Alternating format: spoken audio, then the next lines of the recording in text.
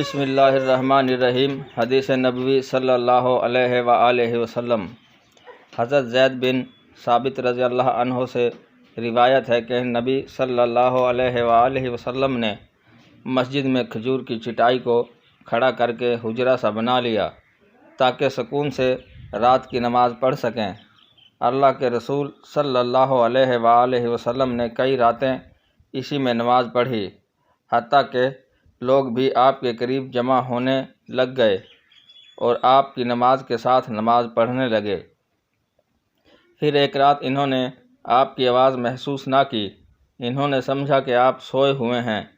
ان میں سے کچھ کھنکارنے لگے تاکہ آپ جاگ کر ان کی طرف تشریف لے آئیں، مگر آپ نہ نکلے۔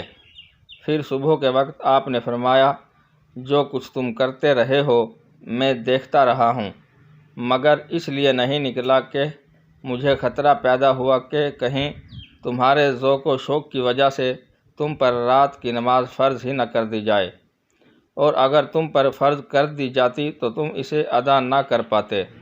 لہٰذا اے لوگو، رات کی نماز اپنے گھروں میں پڑھ لیا کرو، کیونکہ فرض نماز کے علاوہ انسان کی افضل نماز وہ ہے جو گھر میں پڑھے۔ حدیث نمبر 1600، کتاب سنن نسائی، درجہ صحیح۔ ناظرین کرام، مزید اسلامی ویڈیو دیکھنے کے لیے ہمارے چینل کو سبسکرائب کریں اور بیل آئیکن دبائیں تاکہ ہر آنے والی ویڈیو سب سے پہلے آپ کو موصول ہو۔ شکریہ۔